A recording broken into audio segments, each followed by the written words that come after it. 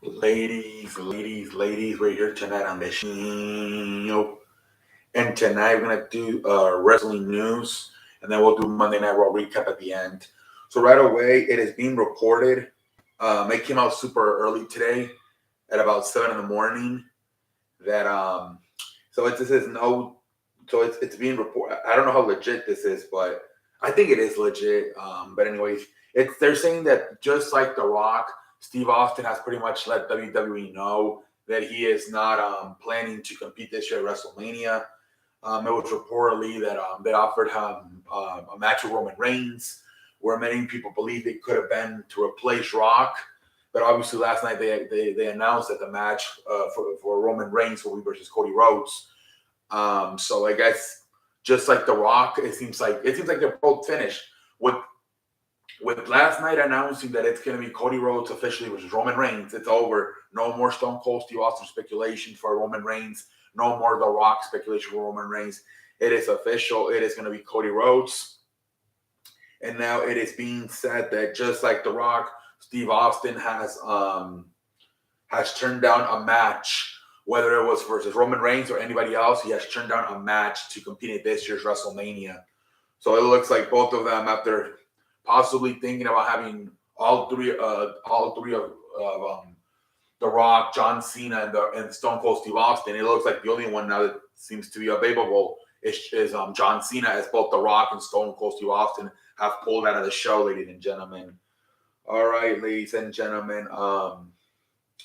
And then they're saying that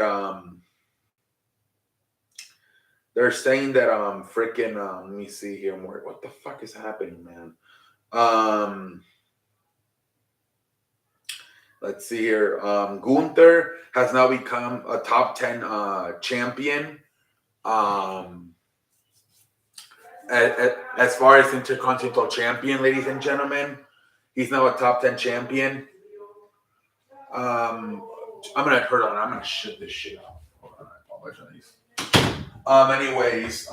So he's entered 200 days as champion. So now it makes him a top 10 longest reigning Intercontinental Champion for Gunther, ladies and gentlemen. 200 days. They caught Roman Reigns. I guess this just came out today that I guess by the time that he said this at the top of the ramp, he said this to Saul Sokola. The WWE Royal Rumble have gone off the air. So he said, we're at war now, Solo. We take no prisoners now. And then Solo just nodded his head yes. So that was caught up today. That was leaked up today, I guess. WWE didn't cut anymore. They had gone off the air. So we'll see what happens with the storyline. Again, it looks like it's going to be Roman Reigns versus Cody Rhodes. And it looks like maybe Roman Reigns versus Sami Zayn, but it's not going to be for the championships. So maybe Sami Zayn beats him. I don't know. I mean, could we still see a triple threat match at a Royal Rumble? Roman Reigns versus Sami Zayn versus Cody Rhodes for the WWE Universal Championship. Who knows, ladies and gentlemen? Who freaking knows? And then the last one is WWE not happy with Hardy's performance at the Royal Rumble. Hardy, the singer, did a little mini concert right before the Roman Reigns Sami Zayn match. Everybody, I didn't even pay attention to this. I almost threw a tantrum when I saw this. I'm like, I couldn't believe this show has gone over 3 hours. It went like 4 hours, but you can't cancel it because they use his song right for the freaking show, right? So they can't cancel this concert. It would have been a really bad look for WWE. Usually, you see WWE canceling matches for time, right? But no way they were going to be able to cancel this guy's mini concert. It would have been really bad publicity for WWE, but it sucked. Fans were not into it. They were tired. They wanted to see that Roman Reigns Kevin Owens match, especially the way it delivered. And I've said in the past, like, could WWE get into this whole concert thing like the NFL does with a Super Bowl? But man, after this, I doubt it, man. The fans weren't happy, and look, people just wanted to get to the main event. Like I said, it was a 4-hour show. I don't know like whose idea was this, whether it was Triple H or Nick Khan's or whoever. Vince McMahon, who knows? I thought it was Vince McMahon. It was probably Nick Khan's or Triple H or McKevin Dunn, somebody's, but they're probably not going to do it again, ladies and gentlemen. You got to experiment, I guess. See how people would maybe maybe halfway through the show, but not as the show's about to go to the main event, especially after over 3-4 hours. Maybe if they would have fit this in the middle, but to put it right before the main event, I don't think it was a good idea. But we'll see what WWE does in the future if they continue to do stuff like that or not. They're saying that Ricky Starks was spotted backstage at a Royal Rumble. Supposedly he was there to support Cody Rhodes. So pretty cool, I guess. But I think he tweeted something like, "Ah, shit, they caught me" or something. He thought they were not going to catch him, but I guess a camera spotted Ricky Starks. Oh, well, it happens. I mean, Britt Baker used to go to a bunch of WWE shows when Adam Cole was in WWE. So I think at one point they even, during NXT TakeOver pay-per-view, they freaking, the camera passed her. They didn't know. They're like, "Oh, shoot, we didn't know this was freaking Britt Baker from AEW. We thought it was just a fan." Because the way she acted super shocked. But she was legit shocked and realized that was her girlfriend. Or, Anyway, so yeah, Ricky Starks spotted at WWE, supposedly supporting Cody Rhodes. And then Dan Lambert pretty much said, yeah, Cody Rhodes, when he was in AEW, was an ass kisser, always kissing Tony Khan's ass. What the hell's a freaking, what do you call them? Like he made fun of his position, chief branding officer, or whatever his position was, his executive position was in AEW. But he did say he gave him some credit at the end, saying he's a good wrestler. He knows how to get himself in there, but whatever. I don't even, is Dan Lambert even still in freaking AEW? I haven't seen him in a while. Have not seen Dan Lambert in a while. All right, ladies and gentlemen, let's get to this Monday Night Raw recap here tonight.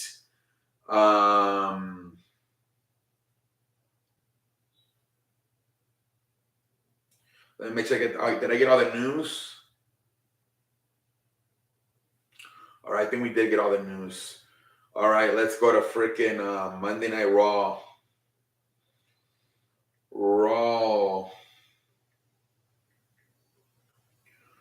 From freaking, I believe it was Oklahoma.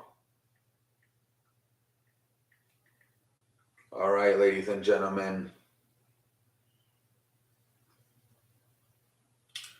Here we go. Freaking Monday Night Raw from Tulsa, Oklahoma, man. It starts off with freaking Cody Rhodes, man. And it injects energy, It feels like Cody Rhodes is by far, or at least like the way they present them, is the biggest star on Raw. Hopefully, my thing is that if he does win at Royal Rumble, at WrestleMania, and he takes both championships, then SmackDown's going to have that problem of not having a champion. Like, you do have to eventually split the titles. Maybe they give Cody Rhodes that big moment and have him win both titles, and then after that they split them. Who knows? But eventually you have to split them. But this is like the first time in months like there's like a legit star. Like at least they're presenting him, because I like Seth Rollins and all these but they just, for some reason, they don't present them like this anymore. They look at him more like they look at it, I don't want to say a mid-carder, but they look at Seth Rollins more like a guy who's there to like put people over, like almost like kind of Chris Jericho in AEW. That seems to be how they're viewing Seth Rollins now. Like, but damn, the guy's still young, he's like in his 30s, I think. But anyways, whatever. You could tell it looks better now. The way they present Cody Rhodes, you can tell he's the man. Anyway, so he comes out. He gets interrupted by the Judgment Day. Freaking Finn Balor, they're all mad. Dominic, they're all pissed that they didn't win. And then freaking I think they end up agreeing to a match, Finn Balor versus Cody Rhodes. And then freaking Edge comes out. He starts attacking all of them. Cody Rhodes joins in. And then Adam Pearce and security comes and separates them. But it was set, it was set official. Cody Rhodes versus Finn Balor. That was the main event. All right, let's move on to the next segment. The next segment was freaking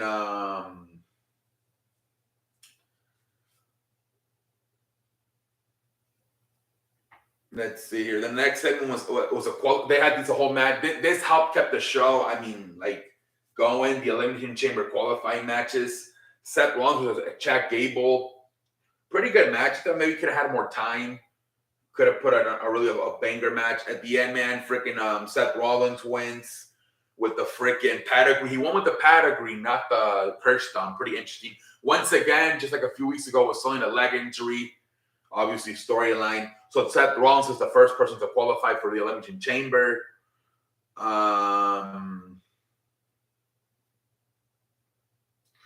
Then we get a freaking singles match with Io Sky versus Candice LeRae. Whatever. Freaking Io Sky wins. Whatever. And then freaking Rhea Ripley comes out and she pretty much makes her decision. And she says, I guess back in like 2019, she fought Charlotte. Charlotte won the Royal Rumble. And Rhea was it 2020? I forget what year. 2020, 2019, 2020, who knows? Instead of challenging either the Raw or the SmackDown, she challenged Rhea Ripley in NXT. But Rhea Ripley, I think, was the one that wanted the match. She kept poking, hey, I want to fight you. You challenge me. And obviously, she was like, she put me in my place. And she won the NXT championship. But now I feel like I'm better. I improved, so I want a rematch. So they're going to go off that storyline from 3 years ago when Charlotte beat her for the NXT championship. So it's official. It will be Rhea Ripley versus Charlotte Flair for the SmackDown championship. All right, whatever. I guess it can be a good match. Hopefully Rhea Ripley wins. I think she will, especially if she lost. If they're going with the storyline of 3 years ago when she lost, I think she's going to win. So they interview Seth Rollins backstage real quick. He's happy he won the match and he qualified for the chamber. And they do ask him, what are your thoughts about Logan Paul eliminating you from the Royal Rumble? And then he just stays quiet and then just walks away. I think they're planting the seeds for a freaking Logan Paul Seth Rollins match at WrestleMania, which could be very, very good, especially the match itself. But it looks like that's how they're headed. You've seen a lot of teases about that, about a Logan Paul Seth Rollins WrestleMania match. So we'll see, man. I'll take it.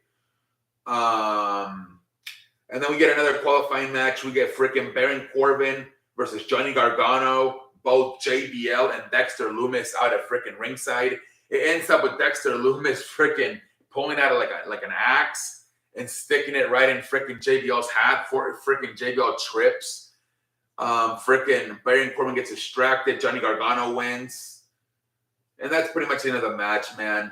Johnny Gargano qualifies for the Elimination Chamber. Good stuff, I guess. And then we get the VIP launch with MVP, Austin Theory. Austin Theory says, hey, instead of it should be called the ATL Live, the Austin Theory live show, whatever. And then freaking Bobby Lashley comes out, and they start fighting, man. Bobby Lashley and Austin Theory, but then freaking Bobby Lashley's about to hit a spear on Theory. Theory instead pushes MVP into the spear, so Bobby Lashley instead accidentally ends up spearing MVP. So who still knows where that storyline is going with MVP and Bobby Lashley? Who knows, man? But anyways, next we get freaking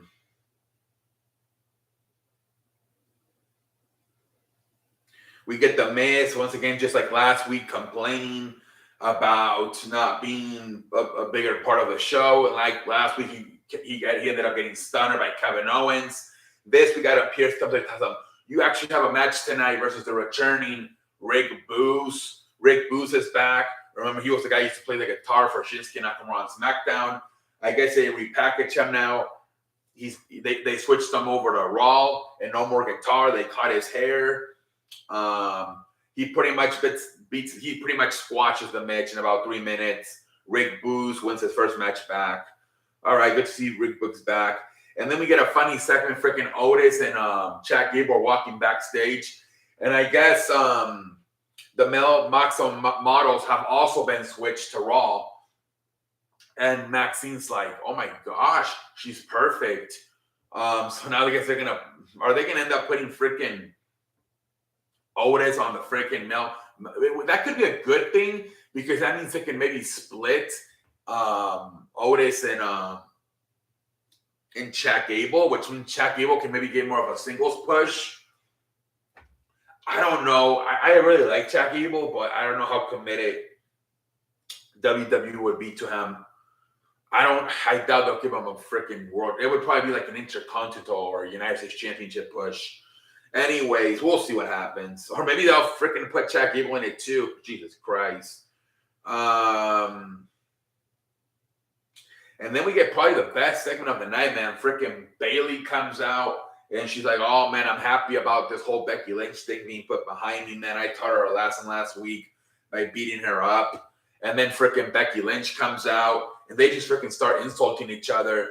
And Bayley's like, I want my match. Just give me my match. Becky's like, just give me my match next week again, man. Let's once and for all do this cage match. And then Bayley just starts insulting her again. She's like, all you do is make excuses. And then at the point, they start insulting each other. And she's like, the only reason your husband married you is because she got you pregnant. That was a big blow, man. And then, because she wouldn't give her the cage match, Becky's like, okay, fine, I'll be right back. She goes backstage. She comes back out, and she has Io Sky all beat up. And she's like, if you don't give me my match, I'm going to she has a chair. I'm going to smash this chair right into her leg. And freaking Bayley freaks out. And she's like, nah, and she gives her the match. So next week, officially, Bayley versus Becky in a freaking cage match. This seems like a pay-per-view, right? But I think they don't want to have a cage match with already having an elimination chamber match. Maybe that's why. So they're doing it on Raw, I guess. But this is all of a sudden probably the second most best storyline, probably after the Bloodline. Jesus Christ, I'm hooked into the storyline, man. Even on Twitter, man, I guess a fan put a picture of Bayley and Seth Rollins hugging, and Bayley and Becky was like, I guess the only thing she's more. This is what she's really after, my man, freaking. So good stuff, man. Between very into this freaking storyline, man. Then we get a squash match: Dolph Ziggler versus Bronson Reed. Freaking Bronson Reed wins, and whatever. Then we get freaking Adam Pearce officially making official Bayley versus Becky next week in a cage match. He has a bunch of matches for next week. I think he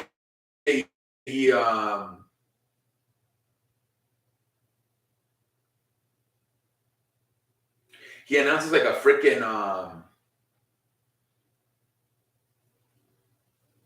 So what was? Is there going to be an elimination chamber for the woman?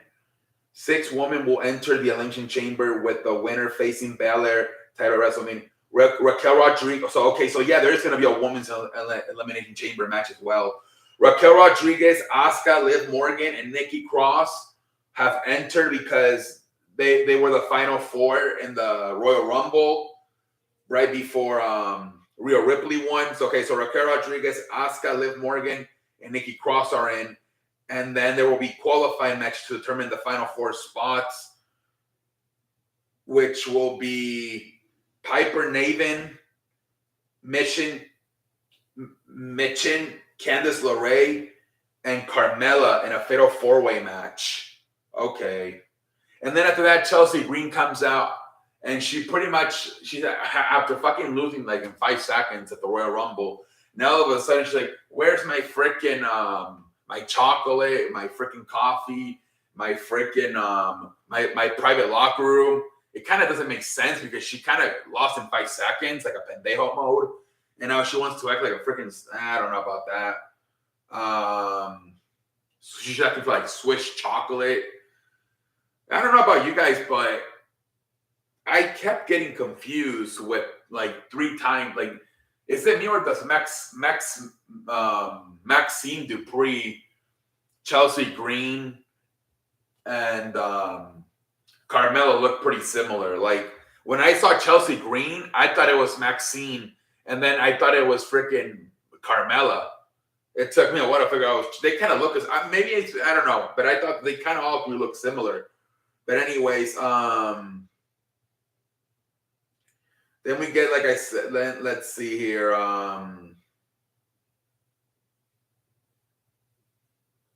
Carmella got an interview, whatever, like I said. Rick Booth got an interview, and then I think they announced it's going to be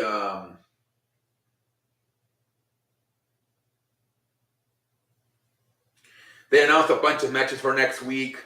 Montez Ford versus Elias for Elimination Chamber qualifying. Angelo Dawkins versus Damian Priest, Elimination Chamber qualifying. And then the women's fatal 4-way match.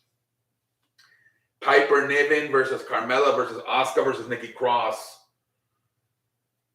And then the steel cage match, which I'm assuming is going to be the main event, Becky Lynch versus Bayley. And then we get the freaking the main event, Cody Rhodes versus freaking Finn Balor. It was a good match, man. Pretty damn good match, ladies and gentlemen. Cody Rhodes wins it at the end, man. Freaking Edge and Phoenix, Beth Phoenix come out again. Edge hits the spear on Dominic. Beth Phoenix hits a spear on Rhea Ripley. So pretty good stuff, man. Cody Rhodes, man, he hit the crossroads 3 times on Finn Balor before pinning him. So maybe they're gonna have some type of maybe like a 6-man tag team match, maybe at Elimination Chamber, maybe Cody Rhodes, Beth Phoenix, and Edge versus Rhea Ripley, Finn Balor, and Dominic.